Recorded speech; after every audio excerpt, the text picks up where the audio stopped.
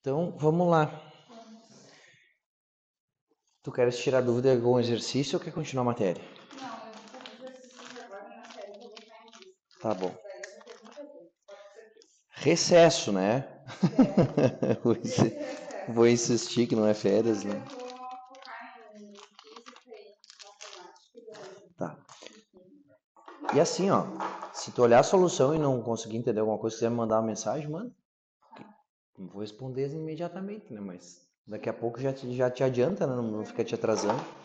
Tá, olha só, revisando o que a gente viu na semana passada, tá? Pra ter um embalo, assim, daí a gente vê colisões, não avançamos muito, até porque a Jade não veio, né? Daí poucas a gente se libera, tá? Não deixamos de fazer, mas também não andamos um monte sem ela. A gente viu na semana passada, né, que impulso era igual a força vezes intervalo de tempo, e aí o impulso também podia ser calculado pelo gráfico da força em função do tempo, pela área, lembra? Então, mostrei como é que seria o gráfico da intensidade da força em função do tempo para dois corpos que colidem, e aí disse que a área desse gráfico podia ser numericamente igual ao impulso.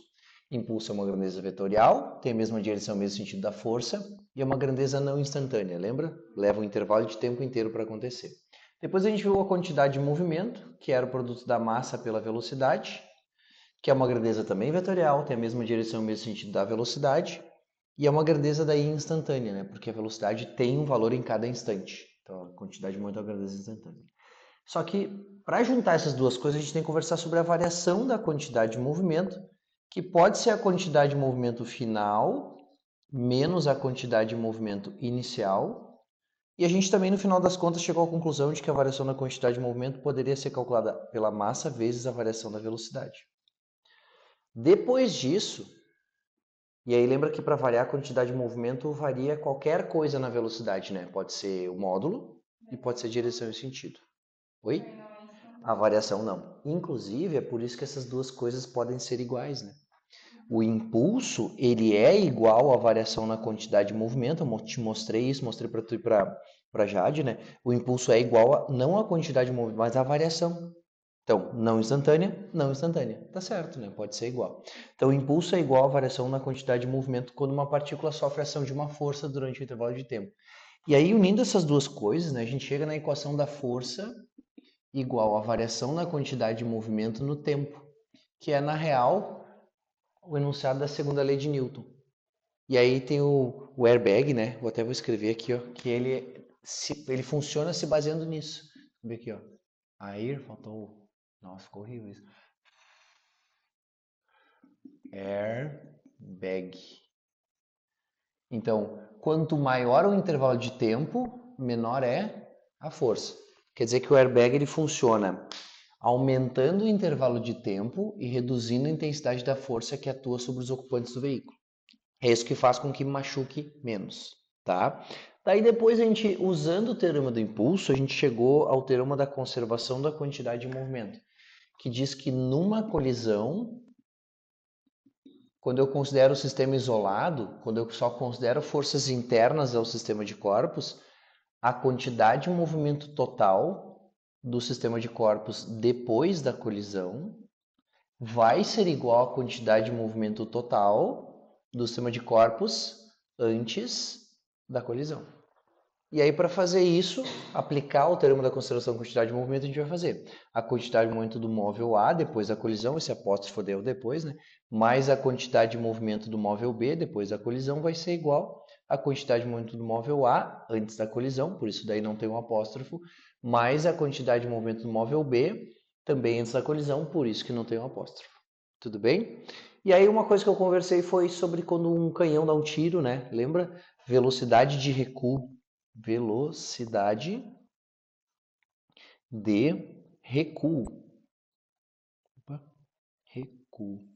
A gente calcula a velocidade com que um canhão recua, com que uma arma recua, ou até eu, estou no espaço lá, tiro um tanque para um lado e eu tenho que sair para o outro. Não tem como gerar uma quantidade de movimento para um lado sem gerar para o outro. E o final da história é não tem como eu balançar os braços sem balançar o resto do corpo, né? Porque se eu gero quantidade de movimento para um lado, eu tenho que gerar quantidade de movimento para o outro. Porque a quantidade de movimento total era zero, né? E a gente chegou à conclusão de que a velocidade de recuo do canhão, depois do disparo, era igual ao negativo, aí tinha aqui ó, massa do projétil sobre a massa do canhão, vezes a velocidade do projétil depois do disparo. Esse sinal é para dizer que a velocidade de recuo do canhão ou da arma, né, que disparou o projétil é sempre contrária em sentido à velocidade do projétil, que faz bastante sentido, e que essa velocidade é inversamente proporcional à massa do canhão, né? Quanto maior a massa do canhão, menos ele vai tender a recuar, ou menor a velocidade com que ele recua após o disparo. Isso, porque é maior a inércia. Essa é a nossa última conversa mesmo, terminou a aula aqui. Aí eu vou usar o resto do quadro para a gente comparar dois tipos de colisões, tá? Dois tipos não, na verdade são três. Tem um quadro comparativo aí, só que ela compara só duas, tá? Se tu quiser colocar a terceira, eu vou conversar porque não tá caindo mais, mas pode ser que caia, tá? Então vamos conversar também. Só que antes da gente ir para a tabela, eu vou conversar sobre o que aparece embaixo da tabela ali, que é o tal do coeficiente de restituição. Coeficiente de restituição. A gente vai representar pela letra minúscula E, um Ezinho, né? E aí eu vou fazer um desenho aqui, porque eu quero que tu perceba como é que a gente pensa nesse coeficiente de restituição, tá? Então, antes da colisão, sempre desenho, fica mais fácil, né? E aqui depois. Porque quando a gente fala em restituição, tem que pensar, né? Tá restituindo alguma coisa, né? Então, essa restituição se refere aqui.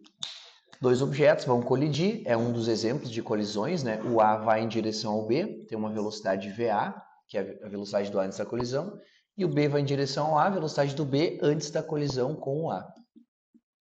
E aí, depois da colisão, uma situação possível, né, uma das hipóteses, é o B retornar para de onde ele estava vindo. Então, o B volta com uma velocidade VB' para o outro lado, não é igual a VB, né? Ela tem sentido pelo menos diferente, né? Embora até possa ser de módulo igual. E aí, o A vai vir para esse lado aqui, com uma velocidade que eu vou chamar de VA'. Essa restituição se refere a que parcela da energia que durante a colisão dos corpos foi transformada temporariamente em potencial elástica. Porque lembra quando os corpos colidem que eles se deformam? Então eu tenho a deformação dos corpos e durante estiver ocorrendo essa deformação, tem parte da energia de movimento, parte da energia cinética se transformando em energia potencial elástica. Essa energia ela pode voltar a ser cinética totalmente, em parte, ou não vai voltar nada a ser cinética. Ela pode ser totalmente perdida. É isso que vai classificar a colisão em perfeitamente elástica, parcialmente elástica e perfeitamente inelástica. Então, quando a gente fala em restituição, pensa nisso. Durante a colisão, a deformação dos corpos está transformando a energia que era cinética parcialmente em potencial elástica, e essa energia ela pode ser restituída na forma de cinética, totalmente, parcialmente ou nada. É isso que vai dizer o tipo de colisão. Então, esse coeficiente de restituição aqui, ó, tem a ver, falta um M aqui, tem a ver com a energia cinética restituída.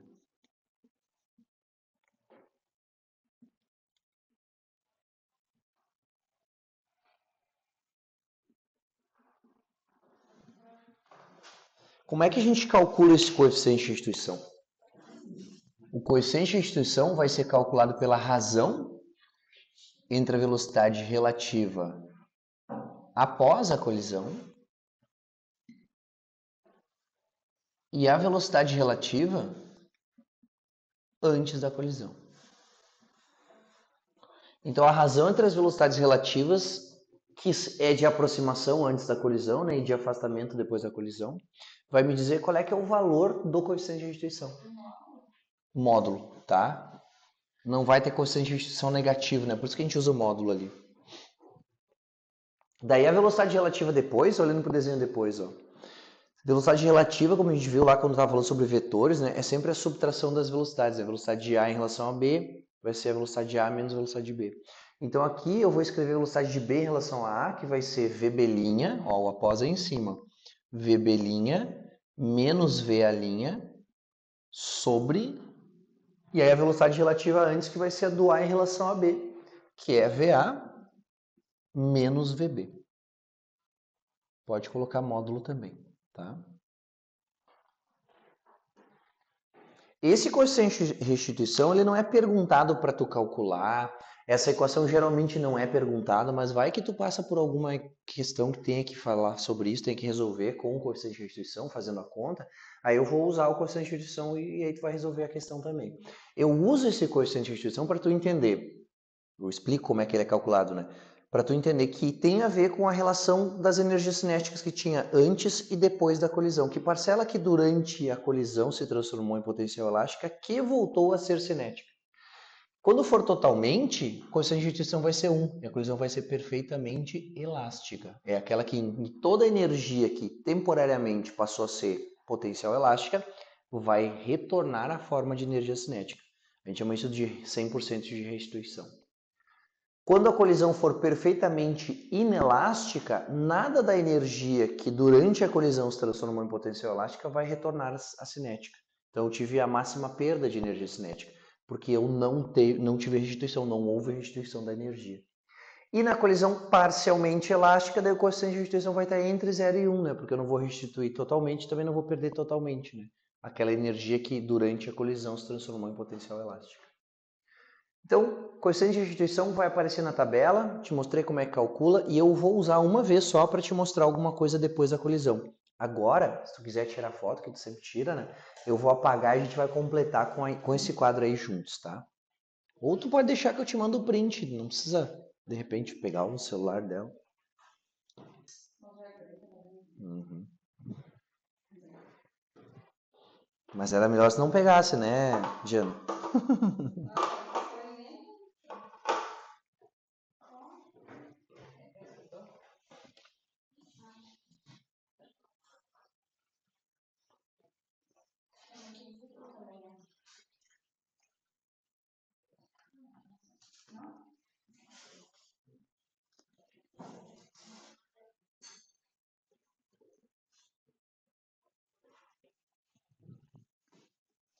Então vamos aos tipos de colisões. Esse aqui mesmo.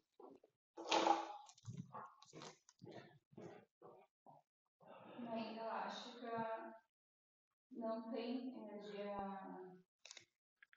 potencial elástica, não. Na inelástica, toda energia que foi transformada em potencial elástica durante a colisão é perdida. Ela não volta a ser cinética. Vou escrever aqui, ó. Característica.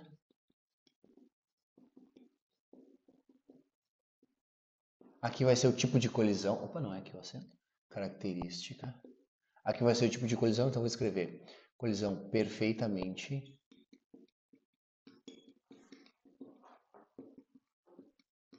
elástica. Aqui vai ser a parcialmente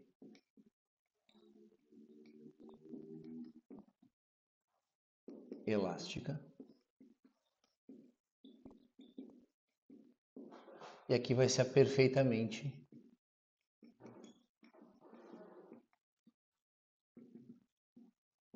inelástica.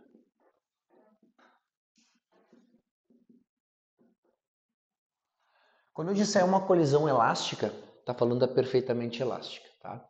Quando eu falar colisão inelástica, está falando da perfeitamente inelástica. Essas palavras aqui tu pode suprimir se tu falar só elástica, quer dizer perfeitamente, tá? Se tu disser só inelástica, também pode ser a perfeitamente. A parcialmente tem que dizer, né? Não tem como tu saber sozinho que é parcialmente elástica. A primeira característica que a gente vai analisar vai ser o desenho, né? A representação do desenho. E a única colisão que é distinta das outras, acho que é isso, né? Que se pode distinguir, né, das outras pelo desenho é perfeitamente inelástica. No desenho que tá ali, ó, tu poderia trocar se tu quisesse. Ah, não, nem tem a parcialmente elástica, né? Mas eu vou fazer um desenho aqui, né, da parcialmente elástica. E aí eu vou te mostrar que eu poderia trocar o desenho da perfeitamente e da parcialmente elástica e não mudaria nada. Continuaria podendo ser uma ou outra. Aqui é diferenciada mesmo das outras pelo desenho, é parcialmente, perfeitamente inelástica. Vou escrever aqui, ó, desenho.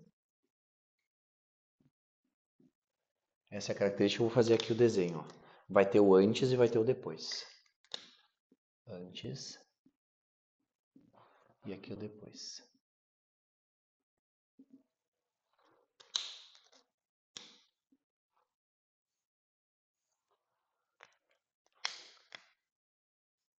É o desenho que eu faço sempre, esse aqui, a velocidade da A antes da colisão, velocidade do B antes da colisão. E aí no final da colisão o B está voltando e o A está voltando. Mas é uma possibilidade da colisão ser perfeitamente elástica. O que a gente percebe que acontece entre os corpos? Eles batem e se separam, tá? Então, essa é uma característica da perfeitamente elástica e da parcialmente elástica.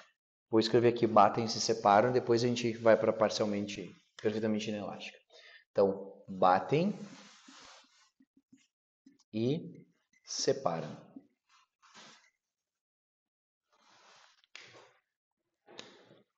Aqui de novo antes e depois.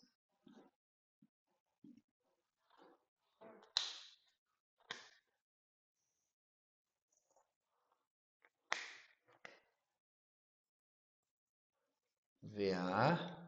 Aí, essa colisão que eu estou desenhando aqui, ó, Lu, poderia ser a colisão perfeitamente elástica também. Tá? Eles podem colidir assim, a colisão ser perfeitamente elástica. Ah, os dois têm que ir um contra o outro para ser perfeitamente elástica? Não. Os dois têm que estar indo para o mesmo lado para ser perfeitamente elástica? Não. Na verdade, aqui a única condição que tem que haver, né, é que o A seja mais rápido que o B, né? Senão eles não vão colidir, né? O VA tem que ser maior que o B. Mas poderia começar assim uma colisão perfeitamente elástica? Poderia. Poderia começar assim uma colisão parcialmente elástica? Poderia também. Tá? Então o desenho pode trocar. E depois pode acontecer dos dois estarem indo para o mesmo lado com velocidades diferentes? Pode. O VB' ali, ó. Aí o VB' tem que ser maior que o VA, né? Porque eles vão colidir, se separar, né? Vai ser isso aqui, ó. Eles não vão seguir juntos. Essa é a grande diferença entre a perfeitamente elástica, parcialmente elástica e a perfeitamente inelástica. Porque enquanto nas perfeitamente parcialmente elástica. O Zé mandou uma coisinha. Indo aí. Tem que fazer pelo eixo. Enquanto essas duas, né, eles batem, se separam, essa aqui eles vão bater, vão seguir juntos. Vou escrever aqui, ó. Batem e separam. Isso. Então vai mudar para perfeitamente elástica. Isso vai mudar. De antes para depois. Na colisão perfeitamente inelástica, os corpos vão colidir e vão se grudar um no outro. Eles vão seguir juntos. Então o A está vindo em direção ao B. Ó, podia o B estar fugindo, o B está indo para o mesmo lado, o início, qualquer um podia ser qualquer um, tá? O que vale é olhar do início para o fim o que está acontecendo. Então, essa colisão poderia terminar como uma colisão perfeitamente inelástica também, tá? O que vai mudar para a gente conseguir identificar que é perfeitamente inelástica é que sempre que for inelástica, os dois corpos A e B vão seguir juntos, vai bater e vai grudar. A gente vai dizer só que a velocidade após a colisão é V'. Podia chamar de VA' e VB', mas como elas são iguais, eu chamo só de V'. Então vou escrever aqui, ó, batem e grudam.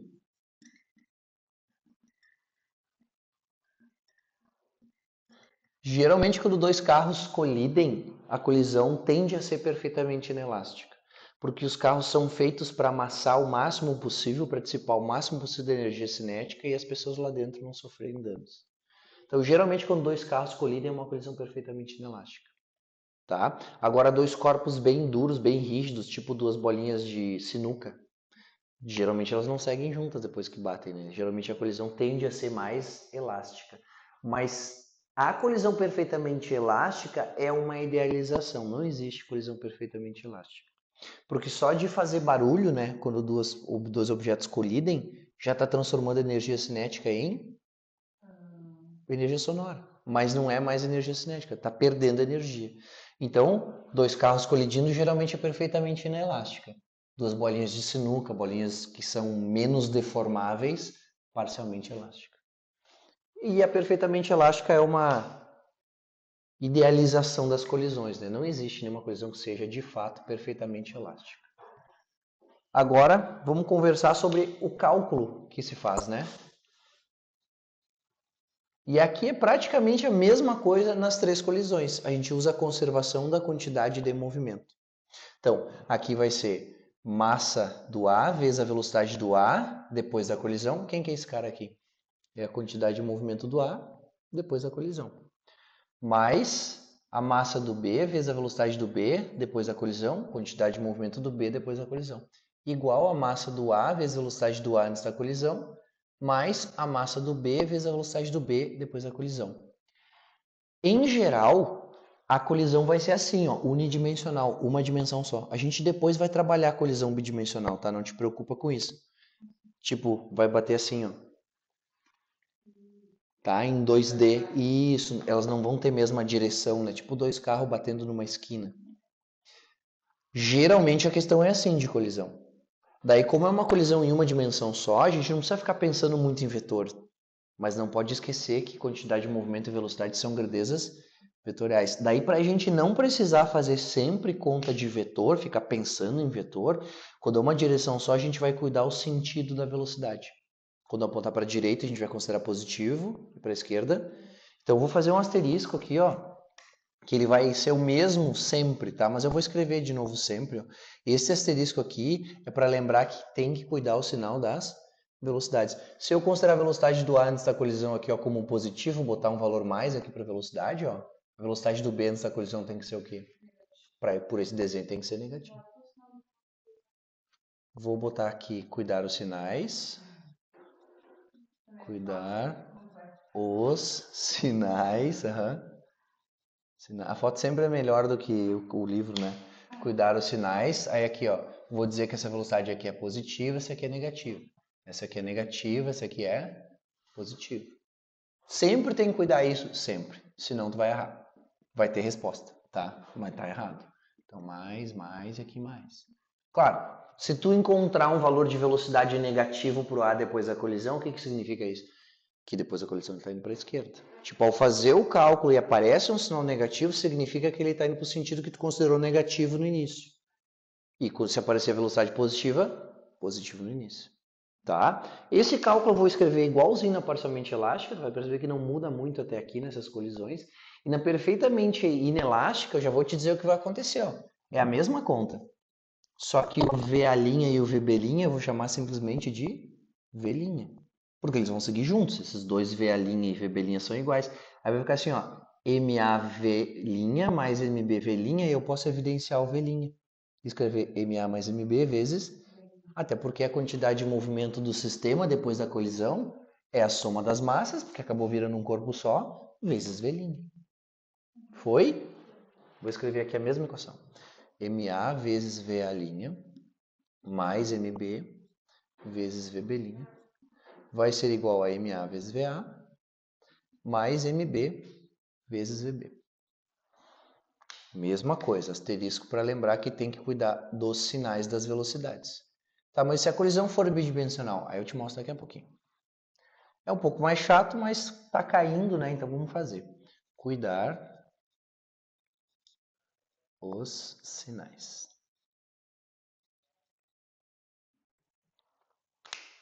Tu assistiu o filme Sinais? Não. Com... Acho que não. Meu Deus, esqueci o nome dele. É novo ou é antigo? Não, é muito antigo. Inclusive tem uma cena que tem a ver com ETs, né? Aí tem uma cena que supostamente foi gravada em Passo Fundo. Não. Aham, daí aparece lá Passo Fundo, Brasil. Não. Aham, bem.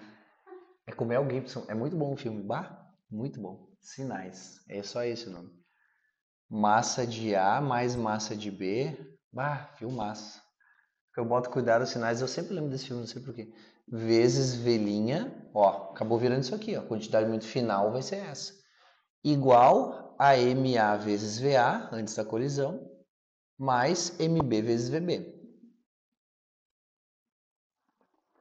Mesma coisa, cuidar os sinais.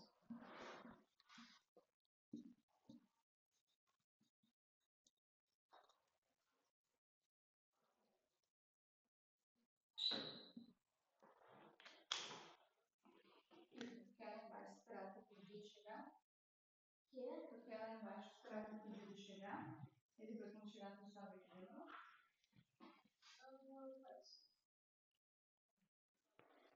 Agora começa a ficar bem diferente uma da outra. Fica à vontade, pode ir. E pode entrar quando chegar também, não tem problema.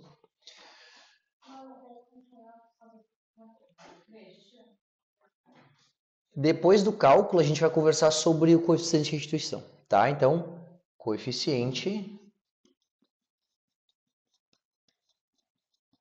de restituição.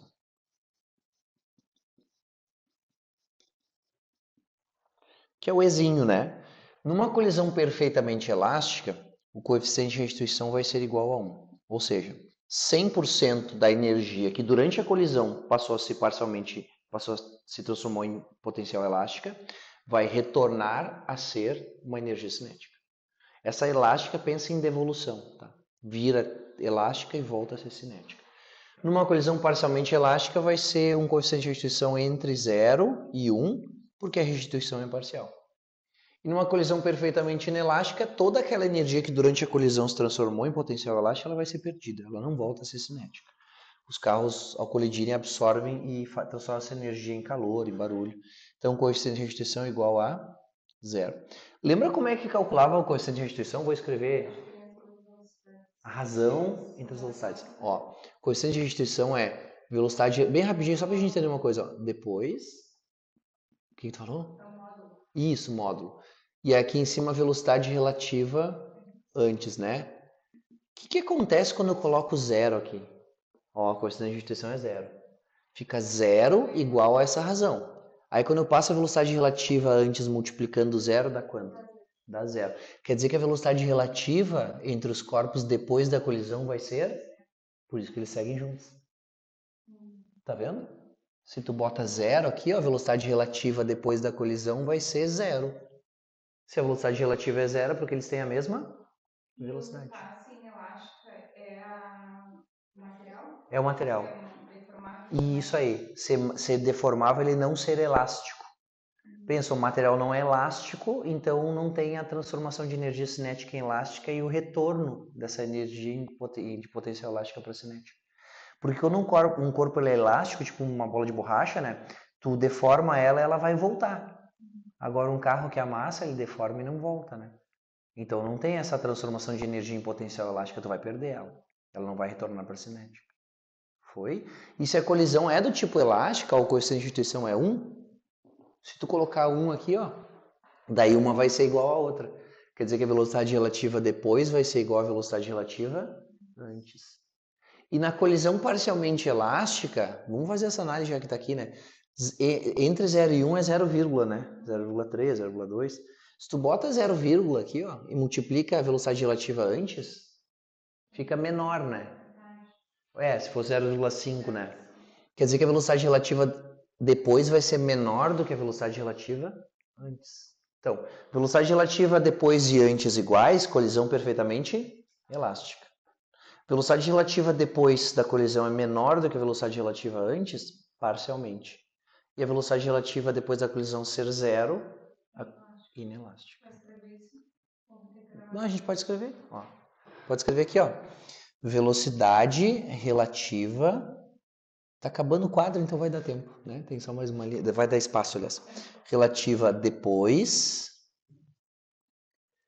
igual a velocidade relativa antes. Numa colisão parcialmente elástica, a velocidade relativa depois da colisão vai ser menor do que a velocidade relativa antes.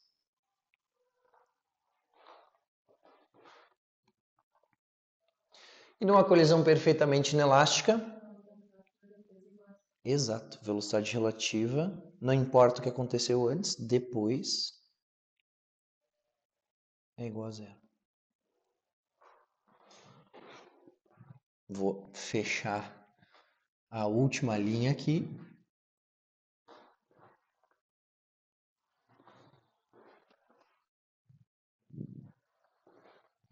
Ficou um tabelão, né? Um pouco maior aí que tinha no livro.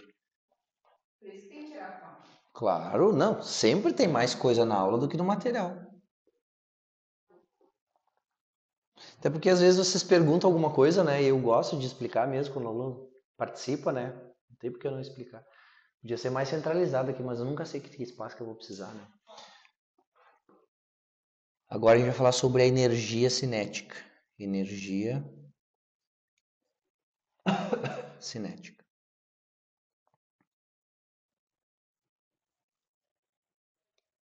Bom, se toda a energia que passou a ser temporariamente, né, durante a deformação dos corpos, em potencial elástica, voltar a ser cinética, a energia cinética depois da colisão vai ser igual à energia cinética antes. Então tá, então conserva a energia cinética. Energia cinética depois igual à energia cinética antes. Aí um detalhe aqui, ó, energia cinética total, energia cinética do sistema de corpos. Como é que eu calcularia a energia cinética depois? Eu ia fazer mv ao quadrado sobre 2 por A, lembra a fórmula da energia cinética? mv ao quadrado sobre 2, mais mv ao quadrado sobre 2 por B. Calcula dos dois.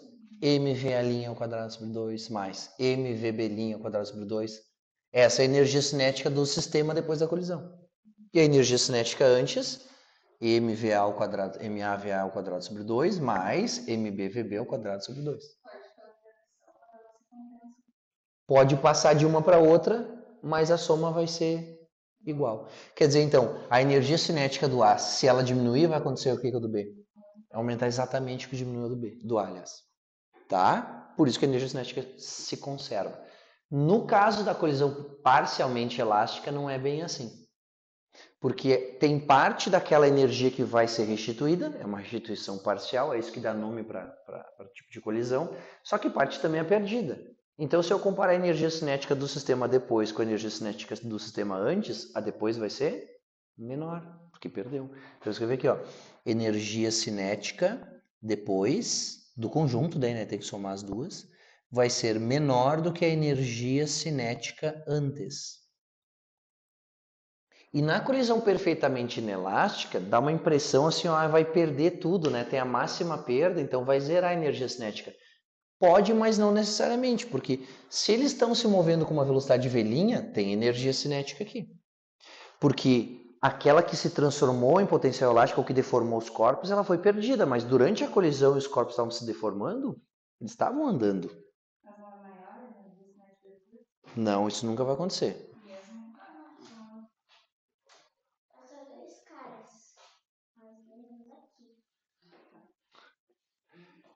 Aí se ele te disser que é uma colisão, ou conserva, ou perde um pouquinho, ou perde um monte.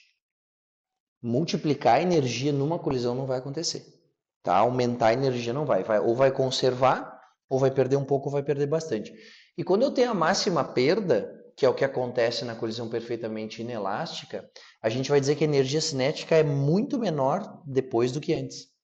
E para dizer muito menor, a gente bota 2 vezes menor. É menor, menor. Matematicamente é assim que se expressa muito menor. Vou escrever aqui, ó. Como? Como assim? Ah, entendi. Sim, não é maior. Menor, menor. Uhum. Vou botar aqui, ó. Máxima perda. Escrever errado. Máxima perca.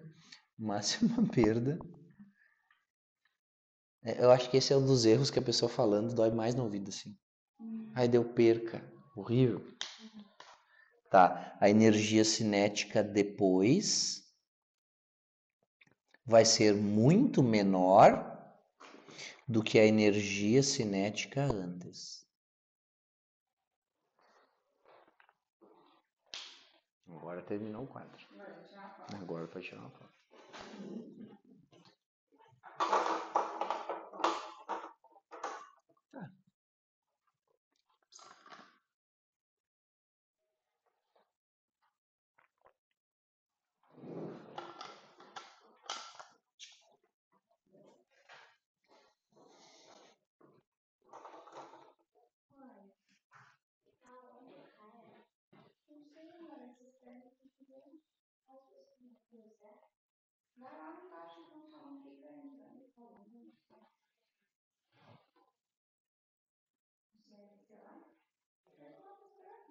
Ele sabe que é pra vir no estúdio?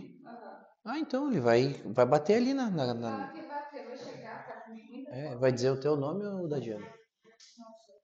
Ah, então, ou vai dizer que é pra Luísa ou vai dizer que é pra Diana. Daí tu diz, é pra mim.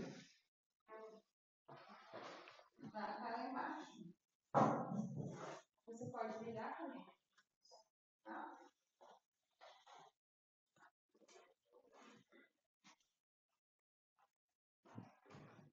Por mim, sempre tu precisar trazer ela, traz. Não, mas eu digo, sei lá. Às vezes tua mãe não vai poder. Pra mim não tem problema nenhum, tem espaço.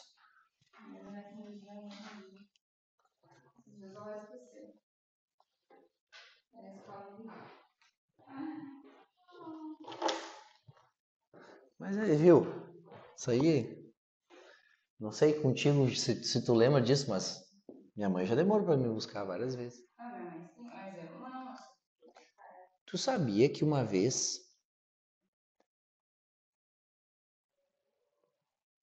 a empregada da minha mãe armou um esquema pra me roubarem na escola quando eu era bem criança? Mentira. Aham. Tipo, eu era bem criança, eu tinha 4, 5 anos assim, eu não lembro muito disso, tá? Só lembro de eu chorando, não querendo ir embora da escola. E aí Como que passa? Mas tu não fazia barulho aqui na grade? uma, uma, uma mulher, e a mulher que foi me buscar não era empregada, ela falou assim, ó, a empregada que acho que caiu da escada, quebrou o braço e a Janete, que é minha mãe, foi levar ela no hospital. Daí eu vim buscar o Rafael. Só que de jeito nenhum eu quis ir. Naquela época se entregava, entendeu? Naquela época não tinha celular, né? Não tinha como avisar. E era o final da aula, a mulher foi lá no horário e minha mãe não foi porque a mulher da faxina, a empregada, pediu para minha mãe dar uma carona para ela, para atrasar minha mãe. Tu entende? Daí eu não quis ir. E aí a mulher disse assim, olha, ele não vai porque ele tá chorando, ele não quer ir contigo, ele vai ficar, a mulher da escola, colégio de freiras ainda. Não vai ir, e aí tu avisa a Janete quando que ela puder, ela vem buscar ele, quando ela voltar do hospital. Minha mãe chegou lá e a mulher falou assim, e aí como é que tá a empregada? Ah, tive que dar uma carona para ela, por isso que eu me atrasei. Ela, tá, mas não quebrou o braço? Por que quebrou o braço? Ah, uma mulher veio aqui para levar o Rafael embora e disse que tu tinha ido levar ela no hospital, que tu ia demorar, porque ela tinha quebrado o braço, a tua empregada. Bah, minha mãe se gelou toda, né? Eu sou criança o suficiente pra quase nem lembrar, eu só lembro que eu não queria ir, assim. Instinto, Talvez eu tivesse sido vendido e tava morando nas Europa, vai saber. Maldita, a hora que eu não quis ir. Que horror, coitada da minha mãe, né? Não, É. mas eu acho que foi a Janete empregada, acho que foi bonito. É. Não, mas a minha mãe mandou ela embora. Vai, meu. É que não tem como, né? Tipo, daí minha mãe mandou embora. Mas também minha mãe não era muito ligada nisso. Ela só mandou embora. A mulher foi outro dia trabalhar e disse, ó, não quero mais trabalhar aqui. Ah, é porque não quero mais, mandou embora. E a mulher foi embora.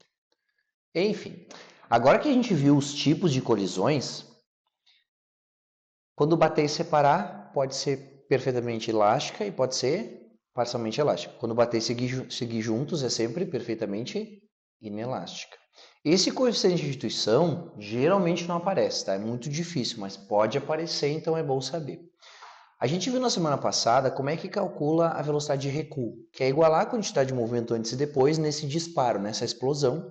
E aí um vai para um lado, outro vai para o outro, e aí a gente calcula a velocidade, mas usando como se fosse uma colisão, conservação da quantidade de movimento.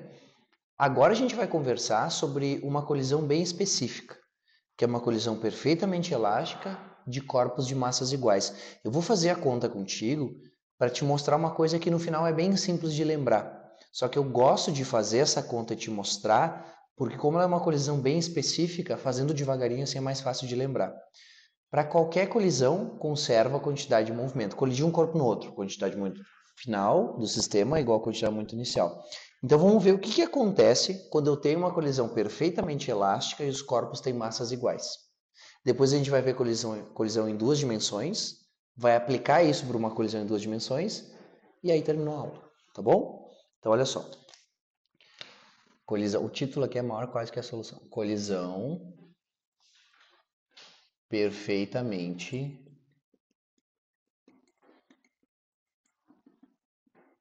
elástica de massas iguais.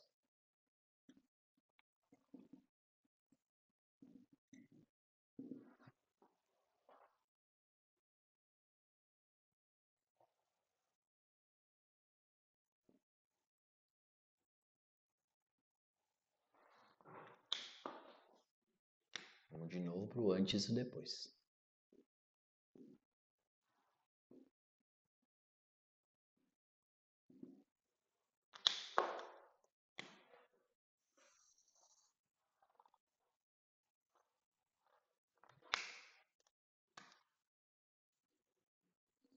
E aí, quer que seja quanto a velocidade do A antes da colisão? 80. Pode ser quilômetros por hora? Quilômetros por hora. E a velocidade do B? 160. Meu Deus do céu, quer que morra todo mundo? 160 quilômetros, vai sobrar nada. Quilômetros por hora. E aí, a gente vai calcular as velocidades tanto de A quanto de B depois da colisão. Velocidade de B depois da colisão. Na verdade, eu não sei, né? Porque é para a direita. Vou dizer que esse aqui é o B, então. E esse aqui é o A. Bom, já sei que vão seguir separados, né? Então, pode ser que os dois vão para a direita, os dois vão para a esquerda. Mas eu tenho certeza que eles vão seguir separados. Não sei para que lado vão, não sei quantas são as velocidades. A gente vai calcular a velocidade do B depois da colisão e a velocidade do A depois da colisão.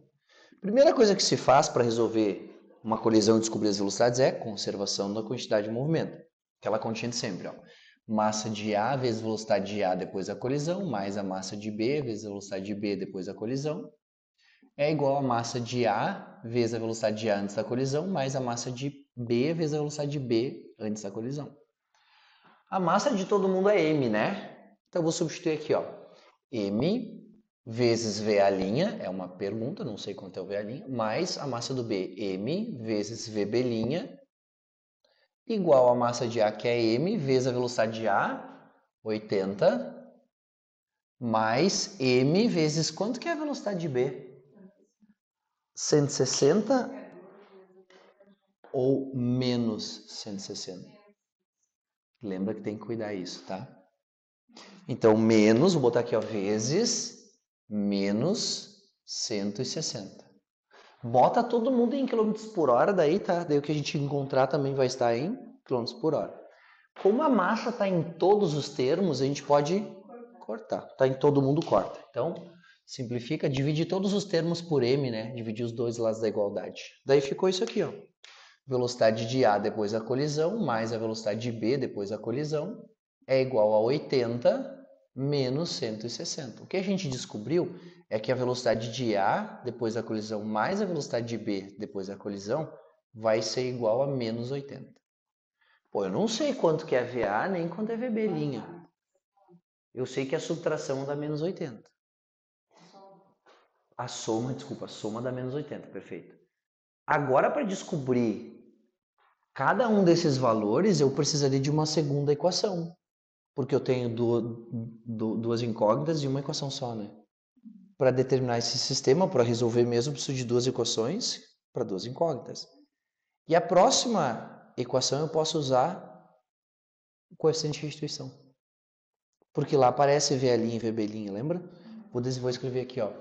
O coeficiente de restituição é o VB' menos o VA' sobre o VA menos o VB. Módulo, né? Quanto é que é o coeficiente de restituição se é uma colisão perfeitamente elástica? É 1. Então eu vou escrever aqui, ó. 1 é igual a VB' menos VA' sobre o módulo do VA. Quanto que é o VA? Porque a gente escreveu aqui. É uma condição, tá? É uma colisão de corpos de massa. Se não fosse, mas ainda bem que falou isso, ó. Se não fosse, tu ia botar o valor do coeficiente de restituição. Tá? A gente tá resolvendo esse caso que é bem específico, tá, Lu? Porque quando pergunta, daí tu vai só assim, ó. É só fazer isso. Tá? Claro que até a gente chegar lá parece que é bem difícil. Então, quanto é que é o VA? 80 menos, quanto é que é o VB? Menos 160. Vai botar aqui 2 menos, a menos 160. Que vai dar mais, né? Então quer dizer que o VB' menos o VA', que era a velocidade relativa depois, né? Vai ser igual a 80 mais 160. Isso aqui dá 240, isso aí, 8 vezes 3, né? 240. Bom, mas obrigado, eu tava meio assim, será que é? Agora eu tenho duas equações, duas incógnitas, né? Dá pra fazer. Não tá errado, não, dá pra fazer, tá certo. Só que como aqui tem menos VA' e aqui tem VA', é melhor somar as equações, fica mais rápido. Mas dá pra fazer por substituição, tá? Quando tu perceber que tem um negativo e um positivo, ou que tem igual, tu pode multiplicar por menos um deles, é mais fácil fazer esse sistema. Parece que é um pouco mais rápido. Mas não tá errado o que tu falou, tá certo? Aí aqui vai ficar, ó, VB' menos VA' igual a 240. Aí a gente vai cortar o VA' com o VA', VA' com menos VA', 2VB' é igual a 160. Quer dizer que o VB' vai ser igual a 80 km por hora. Deu positivo ou negativo? Olha aqui, deu positivo ou negativo? Positivo. Então vai para a direita. O VB vem para cá com uma velocidade que é 80 km por hora. Agora, para achar a velocidade do A, a gente pode pegar qualquer uma das duas equações. Pode ser essa aqui, ó. O VB, então, é 80, menos o VA' vai ser igual a 240. Vou passar o VA' para lá, tá? VA' vai ser igual a 80 menos 240. Quanto é que dá isso? Menos 160 km por hora. Olha que mágico. Para onde é que o A está indo daí? Para a esquerda, com que velocidade?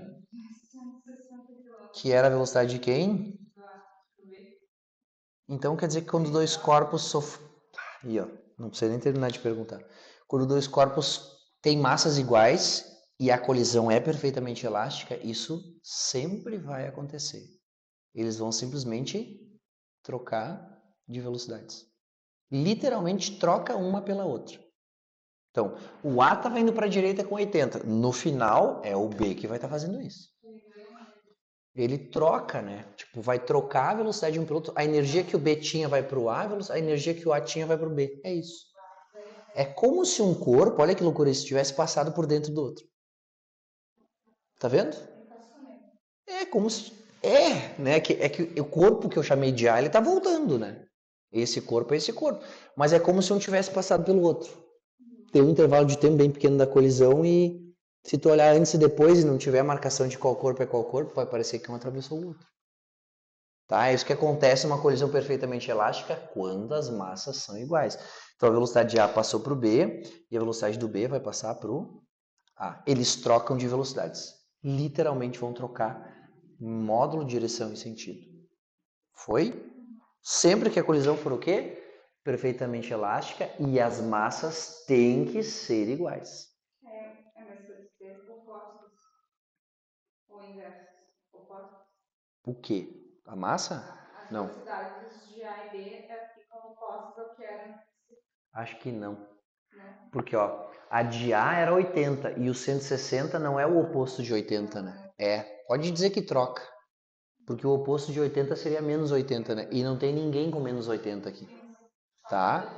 Exatamente. Pode dizer assim, ó, os corpos trocam de velocidade. Vamos escrever isso, ó. Quando houver uma colisão perfeitamente elástica, e tem que lembrar que é de massas iguais, tá? Tem que ser massas iguais. Os corpos trocam de velocidades. Os corpos trocam de velocidades.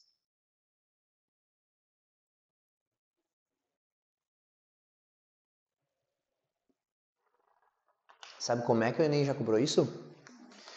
O que tu acha que ia acontecer, Lu? Se o B tivesse parado, por exemplo, o A vem bate a 80 e o B está parado e os corpos têm massas iguais, e a gente está dizendo que a colisão vai ser perfeitamente elástica. Eles trocam. Então, se o B estava parado e o A estava vindo, o que vai acontecer? Vai acontecer isso aqui. Onde é que isso aqui acontece? Naquele pêndulo de Newton. Tu desloca uma bolinha, bate e sai uma bolinha do outro lado. Tu desloca duas bolinhas, bate e vai sair duas bolinhas do outro lado com a mesma velocidade. Não parece que é elástico, né? Não vai ser exatamente elástica, mas é o mais próximo que tem de uma colisão perfeitamente elástica, porque são bolinhas de metal. Então elas deformam, mas muito pouco. Então o Enem cobrou assim. Ele falou assim, ó, vou usar esse espacinho aqui, ó. Ele falou que a situação antes tinha uma, duas, três bolinhas paradas e duas bolinhas que iam ser soltas aqui, ó. E aí as bolinhas iam chegar aqui com uma velocidade V. A gente perguntava como é que era depois. Mas elas, como é que elas têm a mesma massa se tem uma bolinha mais? Então, ó, M. Aí diz assim, ó, a colisão é perfeitamente elástica. Qual é que é a configuração depois? Essas aqui estão paradas e vai sair quantas bolinhas do outro lado? Não vai ser as três, vai sair duas, a mesma massa, com a mesma velocidade. Então vai ter duas bolinhas, uma, duas, três. Vou chamar esse aqui de bolinha 1, 2, 3, 4 e 5 para a gente não confundir, tá? A 1, a 2 e a 3 ficam paradas e a 4 e a 5 vão sair com a mesma velocidade que a 1 e a 2 bateram. É bem legal porque é realmente isso. Se eu tivesse puxado quatro bolinhas, olha que louco isso. Se eu puxar quatro bolinhas e soltar, quando bater vai ficar uma bolinha parada e quatro vão sair. É isso que acontece no pêndulo de Newton. Tá? A configuração inicial ela tem que ser igual à final. Tipo assim, eu tinha duas bolinhas indo para a direita com uma velocidade de três paradas. O que eu tenho que ter no final? Exatamente a mesma coisa. Duas bolinhas indo para a direita com uma velocidade de três paradas. Foi? E aquelas bolinhas, lembra aquele joguinho? Que tinha tipo duas bolinhas de cada em cima. Ah, sim, que tu. Tá, mas elas têm a mesma massa. Sim. E aí quando tu bate, elas fazem assim, ó, Isso. e elas trocam de velocidade, só que a velocidade das duas é a mesma, né? Então elas batem como se uma passasse pela outra, né? É a mesma coisa que A tinha 80 e B tinha menos 80, no final ia ser quanto? 80 e menos 80. Quando é aquelas duas bolinhas que tu segura com uma arruelinha aqui, né? Daí fica batendo, né? Em algum momento vai espremer o dedo de alguém aquilo, né? Mas ela tá batendo aqui, toda vez que ela bate, se a gente desconsiderar a perda por transformação de energia em som, ou esquentar as bolinhas porque elas estão batendo, se a gente desconsiderar isso, quando elas batem, a colisão é perfeitamente elástica e elas vão bater sempre trocando de velocidade. Só que como tu tá oscilando, né? Tu tá fornecendo energia pro sistema, em algum momento elas vão bater embaixo e em cima. Esse é o objetivo. Acho que eu nunca consegui ter coordenação de fazer isso. Bateu duas, três vezes. Foi? Foto? Tá sem? Pode ser no teu celular? Pode. Não pode, porque o meu tá sendo utilizado lá. Mas eu vou bater um print e vou mandar agora no grupo, tá? Daí tu fica tranquila que existe o print.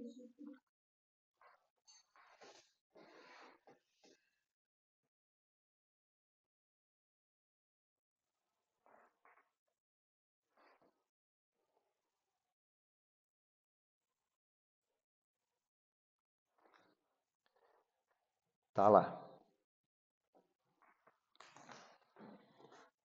Tá gravando ainda? Tá gravando ainda. Agora eu apago, a gente vê colisão em duas dimensões.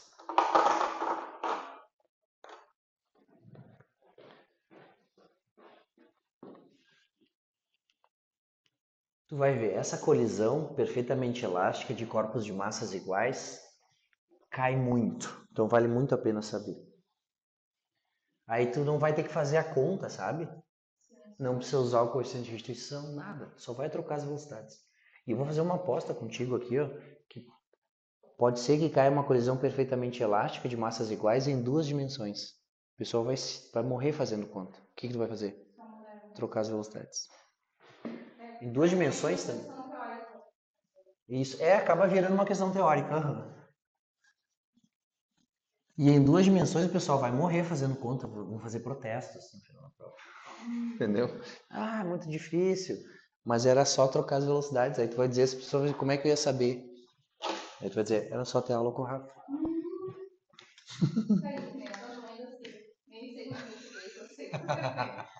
É verdade. Tá. Eu sempre esqueço disso aí. Eu tenho vergonha de passar esse macete real, assim, quando eu falo, porque realmente foi eu que pensei nisso. Por isso que eu me envergonho. Mas enfim, funciona, né? Mas tem macete. Eu lembro de macete da época que estava na escola, assim. Eles foram estimulados que aquela pessoa que ela tinha Marca, né? Eu lembrei de macete que eu escutei na escola, que não era na escola, não por si, na época. Foi até uma versão que eu escutei. Esse macete, quando la malacra, e eu nunca esqueci, que é da pressão e da força. Que era uma menina de salto alto na praia. Da área do salto. Sim. Menor área, maior pressão. Maior pressão. Pode pensar num pisão no pé, né? Às vezes vocês estão de salto agulha, né? Daí pisam no pé de quem tá com vocês. É um horror, né? E a pessoa fica aqui pisando no pé, fica ofendida, né? Ai, eu não tô gorda. Não tá, né? Mas se tu virasse o sapato de cabeça para baixo e pisasse no salto, ia doer. É o que tá fazendo com a pessoa. Mas enfim. Colisão bidimensional, como o nome tá dizendo, né? Duas dimensões, vou imaginar uma esquina. Então, uma esquina. Como? Sempre no dedão, né? É que tá mais pra fora, né?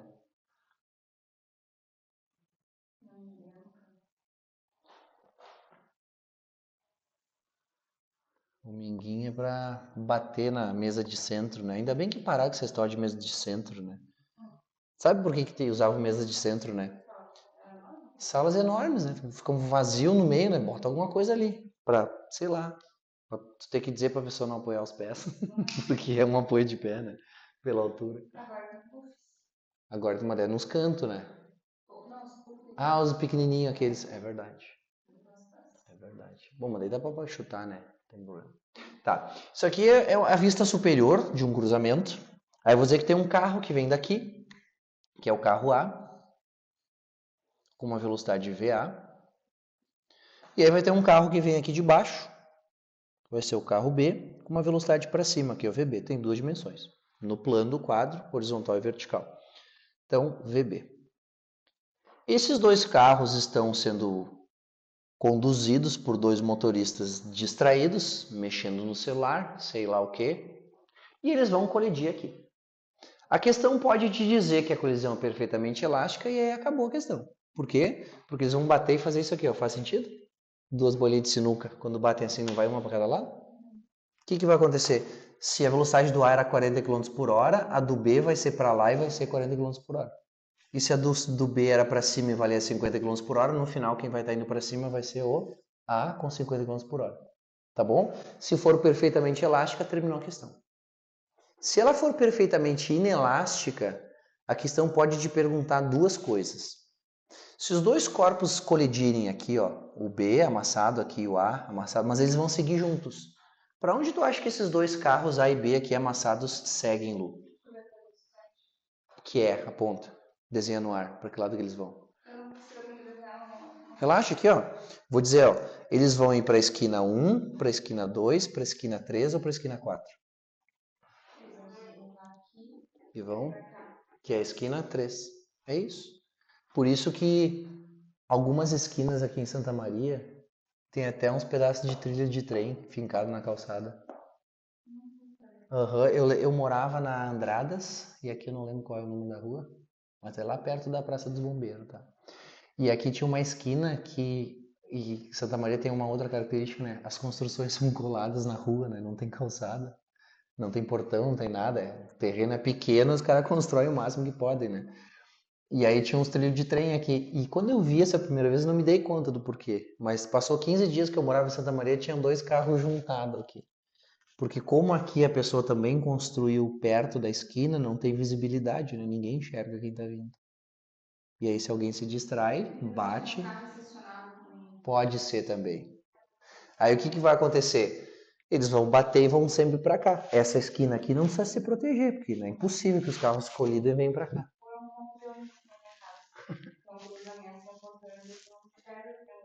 É isso. Mas a esquina 1, com certeza, está protegida simplesmente por onde ela está, né? Não tem que fazer nada, né? Nunca os dois carros vão colidir e vir para cá, né? Muito estranho isso, né? Vem para cá. Não. Pro 2, pode acontecer do B ricochetear e vir para cá. Mas tu percebe que só tem quantidade de movimento para a direita e quantidade de movimento para cima? Tem por que ter alguma quantidade de movimento que é para baixo, do nada surgir essa quantidade? Não. Então é bem pouco provável que venha para a esquina 2. Mas daí a colisão não vai ser perfeitamente elástica, né? Eles vão bater e o ar teria que sair com uma velocidade maior para cá, porque tem que ser gerada uma quantidade maior, um movimento maior do que existia para cima para começar a ter uma para baixo. Porque a quantidade de movimento que tinha na direção vertical, nessa direção que o B estava indo, ela se mantém, a quantidade de movimento ela se conserva, ela não brota. O centro de massa dele ser muito alto, e aí o atrito segura o pneu e o carro capota. Tipo assim, ó. Não, o centro de massa dele ser alto. Tipo, um caminhão tomba numa curva, né? Porque o centro de massa dele tende a seguir em linha reta por inércia, mas o atrito está aplicado só nos pneus. Daí o atrito está puxando o caminhão para dentro da curva e o centro de massa tende a seguir em linha reta. Daí o caminhão tomba ao fazer a curva. O carro capotar, essa colisão causa uma força que empurra o carro para a direita, só que o atrito está segurando os pneus do carro. O que ele vai fazer? Tombar. É isso. E ele está de lado, né? Se ele está de lado, o pneu não desliza, né? Não roda. Exato. Não, mas mesmo que não esteja pisando no freio, ele ainda pode capotar. Porque o carro rola para onde estava indo a roda, né? Se tu empurrar ele de lado, ele não vai deslizar como o de frente, né? Tipo, se o carro tá com o freio solto e tu empurra ele para ir para frente ou para trás, ele vai, porque a roda rola. Agora tu consegue empurrar ele lateralmente? Porque a roda não rola pro lado. Aí ele capota. Mas tem que ser uma baita colisão, né? Mas tem gente que consegue, né? No meio da cidade, tá 40 por hora, a pessoa capota. Tá? Então esses dois carros, se eles seguirem juntos, tu já adiantou ali, ó. Ah, eles vão aqui pro 3, né? Então é pra cá que eles venham. É essa a direção que eles vão ter. Se a questão te perguntar com que velocidade que esse conjunto vai se movimentar nessa direção, qual é que vai ser a velocidade do conjunto? A gente vai usar a conservação da quantidade de movimento. A gente vai dizer assim, ó, a quantidade de movimento total depois é igual à quantidade de movimento total antes. Só que a total depois e a total antes são vetores. Agora a gente vai ter que fazer análise vetorial. Não dá para fazer MV mais MV. Porque esse vetor que é para a direita mais esse vetor que é para cima não é a soma dos módulos, porque eles são perpendiculares. A gente vai ter que fazer um Pitágoras. A quantidade de movimento do A aponta para a direita. Ó, vou fazer em preto mesmo. Ó, a quantidade de movimento do A aponta para a direita, que é A. Como é que eu calculo esse aqui? A massa de A vezes velocidade do A. A quantidade de movimento do B aponta para cima. Como é que eu calculo essa quantidade de movimento do B? Massa de B, peso e velocidade. Agora vamos fazer a soma desses dois vetores. Quantidade de movimento do A, eu vou escrever aqui, ó, QA vetor mais QB vetor. Esse cálculo que só faz é parcialmente, se totalmente era só para... Isso. A gente está, inclusive, calculando uma colisão perfeitamente inelástica. Eles vão seguir juntos. Tá? Parcialmente, eles certamente não vão te perguntar. Mas pode ser elástica e tem que dizer que os corpos têm massas iguais. Vai trocar de velocidade. Terminou. Ou ele vai te perguntar qual é a velocidade se os carros batem e seguem juntos. Que é o que a gente está fazendo. Só que esse valor aqui, ó, não é só somar MAVA mais MBVB. Eu tenho que fazer uma soma vetorial, então vamos fazer o desenho. Ó. Como é que eu somo os dois vetores? Quantidade de movimento do A para a direita, aqui está o QA, que seria MAVA, e a quantidade de movimento do B emenda, né? É para cima, ó, aqui vai para cá. Ó. Eita. Não tão torto, né? Aqui, ó. Essa é a quantidade de movimento do B, QB. Como é que eu desenho o vetor resultante? Começa onde tudo começou e termina onde tudo terminou. Olha só que interessante, para onde que aponta a quantidade de movimento do sistema. Para onde ele é hipotenusa. Que conta a gente tem que fazer para descobrir essa hipotenusa, para saber o que é total? Pitágoras. Exatamente. Então aqui, ó, o que eu vou substituir desse lado, que é a quantidade de movimento total antes, que na verdade também é total depois, né? Mas aqui a gente vai substituir por alguma coisa para descobrir a velocidade, né? É Pitágoras. Quantidade de movimento total antes ou depois, eu nem vou escrever isso, tá? Em módulo ao quadrado vai ser igual ao módulo do QA ao quadrado mais o módulo do QB ao quadrado. Pitágoras. Daí eu venho aqui e substituo a quantidade de movimento total. Aqui, ó, boto aqui o valorzinho. Tu percebe que isso aqui já é um número, né? Ó, MAVA, massa vezes velocidade. MAVB, massa, viram números. Número. Ah, esse cara ao quadrado, mais esse cara ao quadrado, tira a raiz quadrada, é o que total.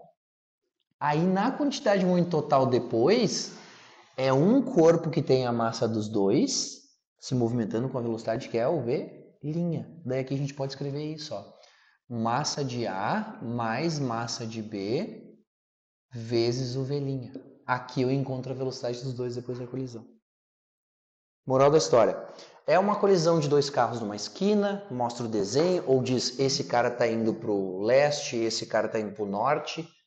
E aí pergunta, Quando eles colidem numa colisão perfeitamente inelástica, qual é a velocidade que os carros vão ter? Colisão, quer saber a velocidade? Consideração da quantidade de movimento. Quantidade de movimento total depois, que é a soma das massas vezes a velocidade, porque é um objeto só se movimentando nessa direção, e a massa é a dos dois. E a quantidade de movimento total antes, a gente tem que fazer o Pitágoras para descobrir. E aí eu acho essa quantidade de movimento total, substituo aqui, boto as massas, achei a velocidade. Até aqui foi? A segunda coisa que podem te perguntar, Lu, e aí assim, ó, estão pensando numa questão bem difícil, tá? Ah, tá lá na PUC, pode ser que caia. Também seria uma questão bem difícil na PUC. Na URGS, mesma coisa. Eu acho até que é mais para uma UFSC cobrar isso do que a URGS, tá? A URGS tem interesses, assim, tipo, mais gerais do que isso. Mas a questão pode perguntar assim, ó. Sabendo que a colisão é perfeitamente inelástica, qual é o ângulo formado entre a velocidade do conjunto e a direção da rua que A estava indo?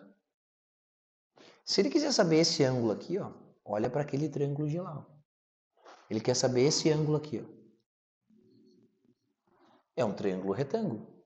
Eu tenho três relações trigonométricas que eu posso utilizar aqui. Seno, cosseno ou tangente. Então, tangente de θ é o cateto oposto sobre o cateto adjacente. Foi? Ah, e se eu quero calcular por cosseno? Cosseno de θ vai ser o cateto adjacente sobre a hipotenusa. Todo mundo isso aqui, eu tenho esse cara, eu tenho esse cara. Ah, o seno de θ vai ser o cateto oposto sobre o cateto, sobre a hipotenusa. Então, se a questão te perguntar qual é o ângulo formado entre a velocidade do conjunto após a colisão perfeitamente inelástica e a direção da rua que o A estava indo, depois tu desenha esse triângulo fica bem fácil. Tu vai dizer que a tangente de θ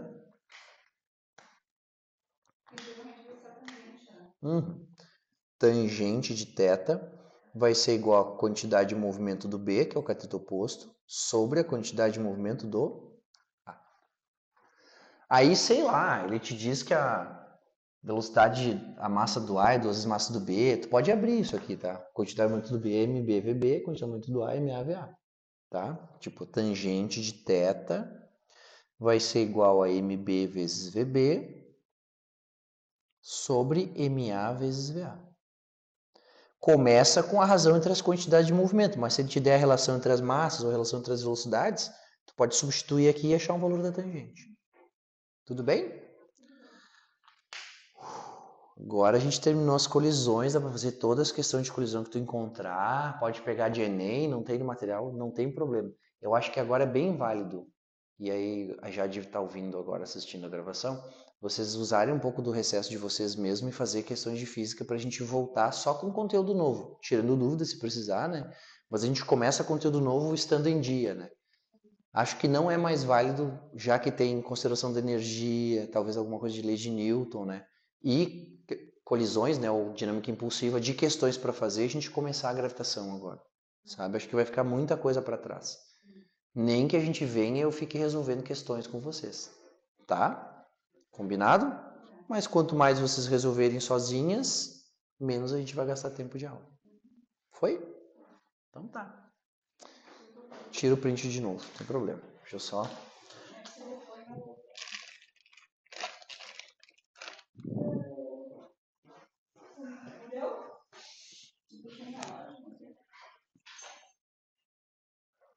Na verdade é 7h30 só. Cedinho. Como? Desculpa. Não.